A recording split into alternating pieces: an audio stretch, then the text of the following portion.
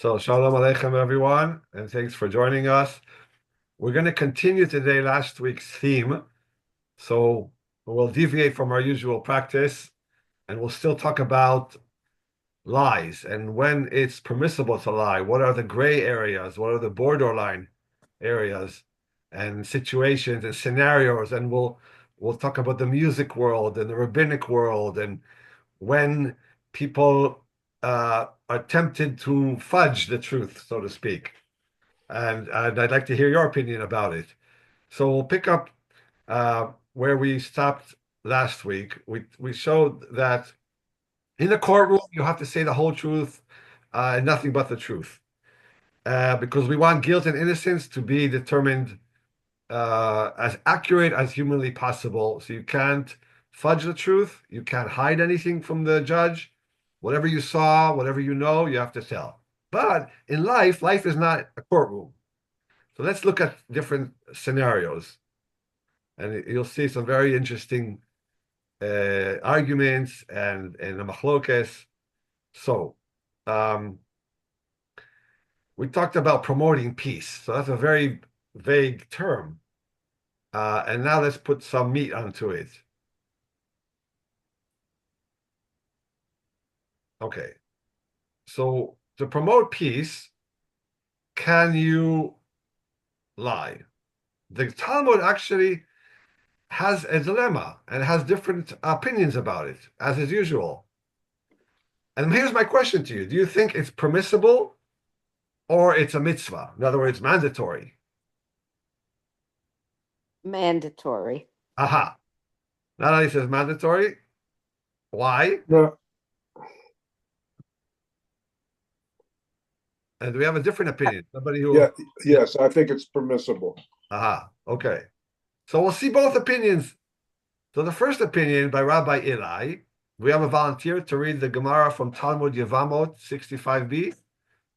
Let me see if I can make it bigger here. I'm having some internet problems. Okay. And Rabbi Eli said, in the name of Rabbi Elazar, son of Rabbi Shimon, it is permitted for a person to depart from the truth in a matter that will bring peace. As it is stated, after Jacob died, the brothers are speaking to Joseph. Your father commanded before he died, saying, so shall you say to Joseph, please pardon your brother's crime, etc. Jacob never issued this command, but his sons falsely attributed this statement to him in order to preserve peace between them and Joseph. Okay. So we talked a little bit about it. Of course, it's not the only possible interpretation of why they said it, because we raised the possibility that the Torah doesn't have to tell us every single thing that Jacob said in his life. And so he might very well have said it. But this opinion in the Talmud is based on the assumption that Jacob never did this, never said this. And this is total fiction by the brothers. Now, they weren't fulfilling a mitzvah. So you see why Rabbi Eli says, all I can learn from here is that it's permissible, right? They were not commanded to make up this fiction that their father had warned, had said, tell Joseph to pardon. So he brings this as proof that it's permitted to do fiction, to say incorrect things, false statements, in order to preserve the peace. Then comes another opinion. But he said depart, Shema, it says depart from the truth. Yeah. Leshanot. Good point. My mother brings the point. What is the Hebrew here? And the Hebrew is mutal leshanot mipnei hashalom. I'll write it out. Mutal leshanot. They don't use the word leshaker in the Talmud. I think it's out of it's a kind of a euphemism, what we call in English a euphemism. Because if Jacob never said these words, if he never told the brothers, please, after I die, tell Joseph to pardon you, then it's a lie. I mean, either he said it or he didn't say it. It's really not right. It's does lishanot in ancient Hebrew, does it mean to change? in modern Hebrew. But I think in the I Talmudic know it means Hebrew, in modern Hebrew that, yeah, but I'm asking you, or does it mean that in ancient Hebrew? right. So in biblical in Talmudic Hebrew, uh, oh, I'll tell you also why. Because we'll see in a second. So it's a great point. It's a great point because we never want to say that God lies. That's almost disrespectful. I think that's why they're using the word lishanot. Because the next slide, you'll see the other opinion. Okay, let's go to the other opinion. We have a different volunteer to read Rabbi Natan, maybe Neve. Yeah, I can read. Rabbi Natan says, "It is a mitzvah to depart from the truth in order to preserve peace, as it is stated. And Samuel said, 'How can I go? And Saul will hear and kill me.'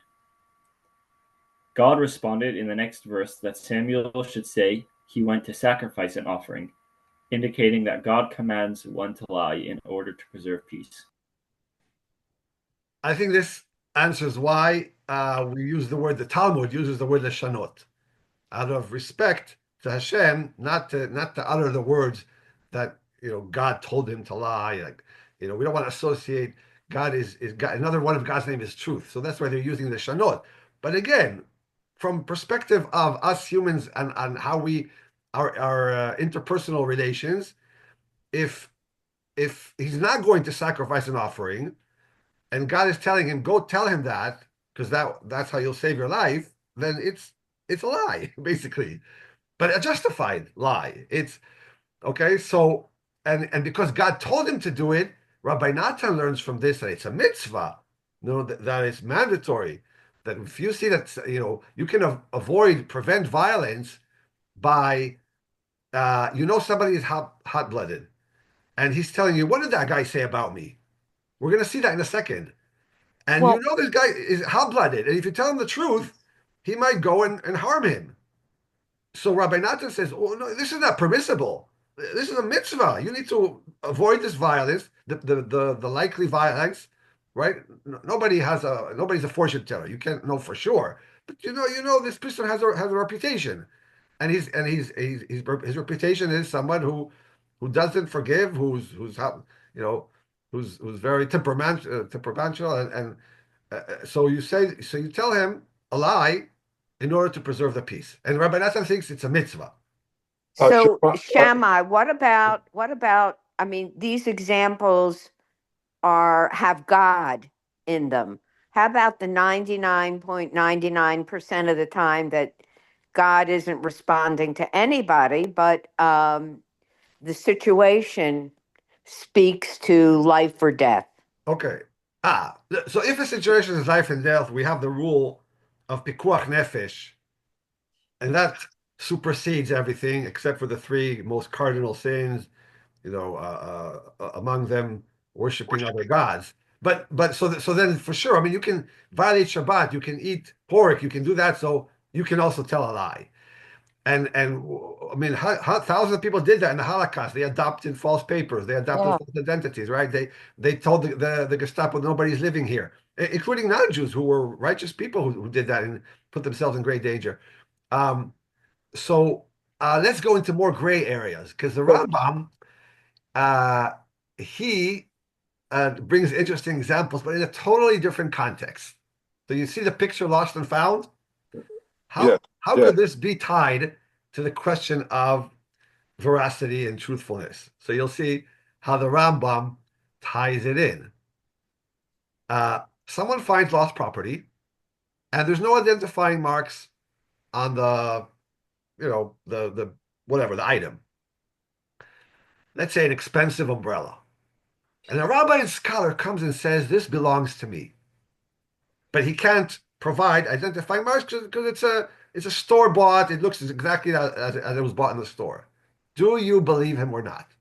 That's the context that the Rambam is now going to talk about believing people and when can people depart from the truth. I think it's a very interesting scenario, very interesting segue for the Rambam to talk about this. So let's look at the Rambam because now he's going to bring examples more like now you say what we encounter 99% of the time. We don't encounter, usually Thank God today, living in a democratic country, we don't encounter life and death situations, but possibly it is possible. But let's look at the Rambam's examples, because they will speak to us more as part of what we see every day in our lives. So here's the Rambam. Let's make it a little bigger. In Hilchot Gzela v'Aveda. So these are the laws of lost property, and so there's utensils, and there's no identifying mark on them, and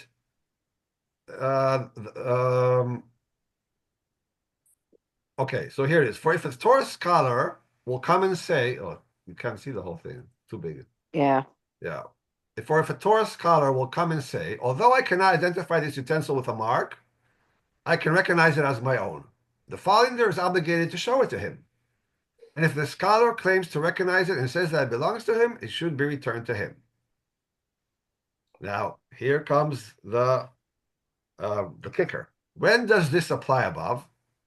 To a refined sage who does not tell any falsehoods, except to promote peace, or with regard to tract that he is studying, the bed that he slept on, or the house in which he stays. And now this is a great segue for the Rambam to say, okay, let me tell you what are the situations where falsehoods are acceptable. What is meant by the above? If Yeah. he was studying the tractate of Nida, the laws of the menstrual period of the woman, and said that he was studying the tractate of Mikvaot so that he would not be asked about the Nida laws, that's fine. If he slept in one bed, but said that he slept in another, lest signs of a seminal emission be discovered in the bed in which he slept, that's fine. If he stayed at Reuven's home, but said that he stayed at Shimon's so that others would not trouble Reuven, he's thinking ahead. If I say, oh, people will take advantage of Reuven, and everybody will start saying, oh, can I come over for Shabbat? Can I stay by your place? And he fears that will happen. He can lie and said he stayed at Shimon because nobody bothers Shimon for whatever reason. Shimon is an old man, and people are hesitant to trouble an old person. So he makes up this story. Again, it's a lie. I mean, if he stayed at Reuven, to say that you stayed at Shimon, it's a lie. But the Rambam doesn't call it a falsehood, or maybe let's call it a justified falsehood, because if he told the truth, then there would be greater damage. In other words, the violation to social harmony would be so great that we're allowing you to say, it's okay, I was somewhere else. I didn't stay at, I stayed at Shimon's house. Then the last example, he made peace between two people and added and subtracted from the statements each one of them made to heighten their feelings of closeness. Such deceptions are permitted. If, however, witnesses came and testified that he made other false statements, then there's no obligation to return an article that he claims to have recognized. Okay, that's logical. If we caught him already on a falsehood that's not justified, then that's it. He lost his veracity. He lost then he's like anybody else, and we don't give him that item, the lost item. But I think that his examples are very interesting, and I think from this you can infer to a lot of other situations in life. How is my top of the line dish, my favorite dish that I made for you? Do you like it? What do you say? Mm. And it's actually you can't. I mean, you really don't like it. You'd rather eat anything else. Okay, so Shema, it's much better to say, instead of saying it was good, if you didn't think it was good, to say it's interesting. To me, there's usually, maybe not always, but there's usually a way that you don't have to lie, because to me, if you start lying, then it's a very slippery slope, right? Yeah, I mean that's an interesting point. Well, yeah, and also in the first two examples that the Rambam gives, the harm or the embarrassment is caused to the person, not to the next person. So if I were in your house and you asked me that question, I would be causing pain to you, not to me. And I don't see, it doesn't compute for me. Okay. So It you guys are looks saying, very, very culturally time bound in what Rambam is saying, because nowadays, especially in the first two things, nobody gives a rat's about this sort of thing. So, for what it's hard to make an inference yeah. from those. My question to the Rambam is, why just say I prefer not to talk about it? Exactly. Right? That's kind of along what Aaron is saying. Just say I don't want to talk about it. I don't want to answer. I prefer not to answer. Most people are not going to continue badgering you. Right. No, please tell me. No, please. I want to know where you stayed. I mean, Well, if you said to me you had just put this marvelous dish that you worked all day and you asked me and I said I prefer not to talk about it, I'd be giving you the same answer. all right. No. I'm talking about the Rambam's examples. Okay. Right. Where you stayed, what Masechet, what tract that you're studying. You don't want to talk about the laws of Nida. Just say I don't want to talk about it in these examples. So there are many cases where you can get out of it just by being silenced or just saying I prefer not to talk about it. In either explicitly or a hint, just change the topic of the conversation. Yeah. Or you could give it or you can give an answer that's kind of evades the of the subject, Right. But Aaron, what would you do if the host said, "No, I didn't ask if it's interesting. I asked if you like it." Then what? If he's so stupid as to press me, then I would have to lie. Right. Okay. Interesting. Okay. So Can I just add an anecdote? When I was first married, my mother-in-law she made borscht. I don't like borscht, but I said, "Oh yeah, it's great." Then every week she started making borscht. Exactly. oh, that's a great story. Gotcha. That's a great story, mother. Yes. Be careful what you wish for. Be careful how you answer. When it's not the complete truth. Yes. Very good point. So let's move on and see now historical examples of if falsehoods that may or may not be justified. So let's talk about parnasa. So resumes. This is a familiar topic to anybody who's looking for a job and or looked for a job in their life. How much can you brush up your resume? And you need employment, and you need to make money to feed your family. And I mean, there's books about this. If it's just brushing it up a little and using words that make you look a little bit more important and than you are, maybe it's not a real lie, right? But you don't want to say that you worked at a place that you never worked at.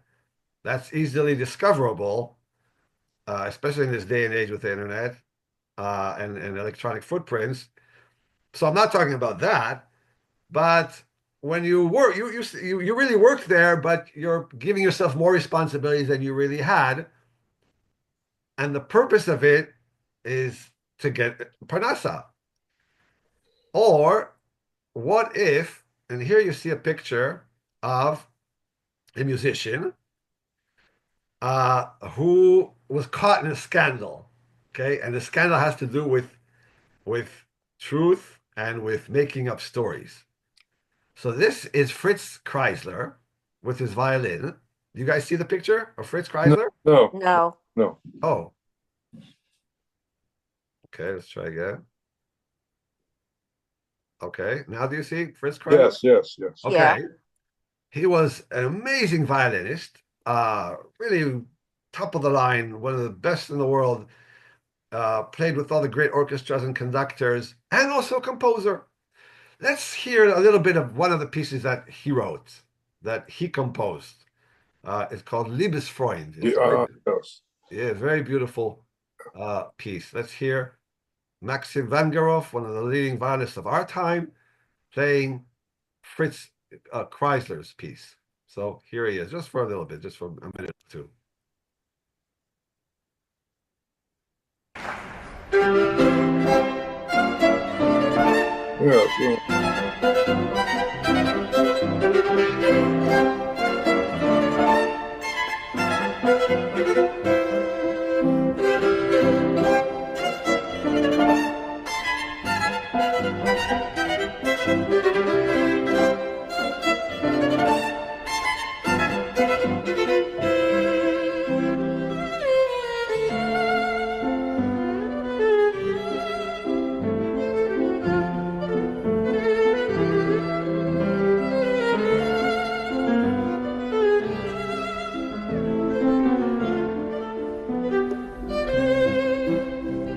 Okay, very beautiful piece. And no problem with this piece. He wrote it, he composed it, he didn't copy it, he didn't plagiarize it. However, early in his career, here's what he did. Let's go back to our PowerPoint. So early in his career, he wasn't famous. And he wrote some really good pieces. And he claimed that these are pieces that he found. And they're written by these Baroque composers, Giuseppe Tartini, Antonio Vivaldi, all of them famous 18th century composers. And people were impressed. He's not only a good, amazing violinist, he's a researcher, and he found them, and they sounded very Baroque, and they sounded very Pugnani and Tartini and Vivaldi. And then later in his career, he told everybody, sorry, I was fooling you. I wrote them. So a lot of people felt let down, didn't understand why he did it. So before we judge him, let's hear how. Okay, so how do I call this? I call this reverse plagiarism. Because, right? Because regular plagiarism, that's unacceptable. I think we can all agree. That's cheating. Because you didn't do it, you didn't put any of your input into it, and you're claiming it's your own. He, on the other hand, did write those pieces. He did put his own talent and his own effort into it. It's just that he thought nobody would play it unless he attributes it, right? It's false attribution, and the purpose of it is to get it played. So before we judge it, I want to hear your opinions about it. Let's hear him explain himself. He was asked about it. On his 80th birthday, they did a radio program in the New York station, and he was interviewed. And the first thing that the interviewer asked him was, Fritz, why'd you do that? So let's hear him explain in his own words. Then let's talk about it just a little bit. So here is the interview with a host on a New York radio station on his 80th birthday. In your case, I think we must congratulate ourselves because your birthday is such a significant event in our musical lives and because you are here with us tonight. Thank you very much. It's awfully kind to tell you that. But may I tell you that I am under the impression that you have enhanced my very humble position a little too much in all what you said. I think that's impossible, Mr. Chrysler. Well, I think so. Just the same. I wanted to ask you many things about yourself, and this seems like a fine chance. The fact, for instance, that many of the works which we know today were written by you were at one time, quite a few years ago, thought of as belonging to other people because you put other names on them. Would you tell us a little about that history? Very easily to be explained. When I was a young man, I tried to make a position for myself as a violinist and not as a composer. Because at that time, the repertoire of violinists was very scanty, very thin. So consequently, I had to furnish, I had to increase the repertoire. And I couldn't do it otherwise than by doing it myself. I see. And the difficulty arose to put my own name on a program because being young and unknown and trying to make a position for myself as a violinist, that would have looked too bad, and nobody would have engaged me to hear my own works. Is it also not possible that, as a young man, you would have been subject to criticism or praise on two rather than one levels, and one might have interfered with the other? Quite natural too, because one is always criticized all the time. Okay, so what do you think after you heard his explanation? I think Shemai, that this is such a strange case that it's a one-off, and I think it's so unimportant that it's not worthy of us to discuss. Honestly, I mean it's interesting, but I don't see how it fits very well in what we're talking about. No, I mean, but back to your question about the resumes, that is a real thing. If I look at that, I'm trying to not think about when I hired people, but it's a form of theft. If you put something on a resume that causes somebody to hire you, pay you, you're doing, it's fraud, it's theft, and you're taking away from other candidates. I mean, it's just awful all around as far as I'm concerned. okay. But he didn't take anything out from other people. He just No, he didn't. No, he didn't, right? And I mean, it was false what he said. He said, that he's playing something by Tartini or Vivaldi, and it's really himself. I don't see it as I think it's and he explained it. It was his parnassa. He needed it for parnassa, and I don't feel cheated by him. Right. Right? As long as you come clean one day, and of course they're all going to come clean because eventually you want the recognition. Why would you want to remain anonymous until your death when you wrote such beautiful pieces? So if you're falsely attributing it to the big names, right, just in order to get it played and to get engagements, then I don't really see any problem with that. So I have a funny story that I'll tell on myself. That I did this once many, many years ago at the beginning of my professional career. My then boss, we were going to be visited by all kinds of heavy duty politicians. And she said to me on the program, I want to have a nice quote, to introduce the program. Well, the truth is I forgot to do it. I forgot to prepare it. And now we have an hour going to print.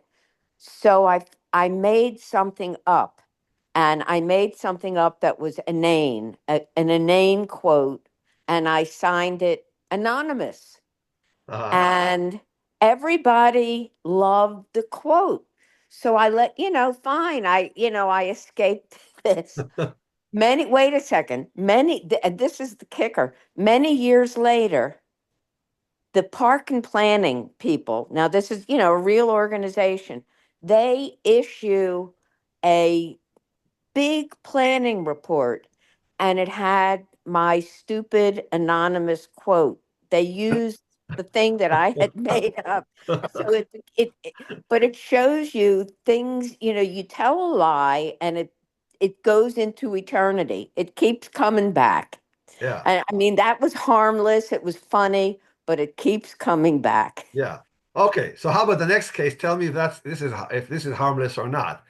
So, in the Haggadah of Pesach, we have a section called Shfoch Hamatcha, pour out your wrath. And a lot of people don't like to say it. It's very, it's violent. And here you see it. It begins with the word Shfoch Hamatcha. And it reads, pour out your rage upon the nations that do not know you, and on regimes that have not called upon your name. For Jacob is devoured, they have laid his places waste. And this is the real violent part. Pour out your great anger upon them. Let your blazing fury overtake them. Pursue them in your fury and destroy them from under the heavens of the Lord. So, Rabbi Chaim Bloch, in the 1960s, came out with Haggadah, and he said, I found out an alternate text for those who don't want this very violent text, I found an old manuscript that is starts. It's a play on it. It's Shvoch Ahavatcha instead of Shvoch Chamatcha. It's Shvoch Ahavatcha. So let me show you what he was talking about. So pour out your love, and here's the alternate text from the Middle Ages. Any volunteer to read the pour out your love? Okay. Pour out your love on the nations who have known you and on the kingdoms who call upon your name. For they show loving kindness to the seed of Jacob, and they defend your people Israel from those who would devour them alive. May they live to see the sukkah of peace spread over your chosen ones and to participate in the joy of your nations. Isn't this a beautiful prayer? Right? But he didn't find it, right? He made it up. Okay, so people have researched this, and I found an article in the magazine Hakira, written by a scholar, and he says as follows: after doing further research, I discovered that this edition was published by the bibliographer Naftali ben Menachem in 1963. It was supposedly discovered by Rabbi Chaim Bloch in the Haggadah from the estate of Rabbi Shimshon Wertheimer from the 18th century, and Rabbi Bloch claimed that this Haggadah that was edited in Worms in 1521, all the way back to the 16th century, by Rabbi Yehuda ben Rabbi Yekusia, the grandson of Rashi. So he's now going all the way back to Rashi to say, there's a connection to Rashi here. I mean, how bigger can you get than Rashi? And why haven't we seen it until now? So Rabbi Bloch attributes its disappearance from circulation to the Holocaust. However, as you say, Natalie, a number of scholars believe that this prayer was most likely not composed in Worms in 1521, but rather by Rabbi Bloch himself. And he was caught falsely attributing other things as well. And that's why they think that this too is something that he wrote. So is it really that bad? Because we see here two areas. We see music and Jewish texts where people write great things. I mean, it's a beautiful prayer. Right? And they feel, wait, let me finish. They feel that they need to attribute it because in contrast to all other areas in our life, in the STEM area, where nobody would write a successful app and falsely attribute it to somebody else. Of course, you want the credit for it. You want the money, you want the recognition. But we have two areas here, Judaism or Jewish texts and music, where you have the opposite phenomenon. People are willing to put their talent, their effort, their energy, and then falsely attribute it to somebody with a big name in order to get it recognized. I find that very interesting. So, well, in this case, in the Rabbi Bloch, you have to question what his intent was in doing this.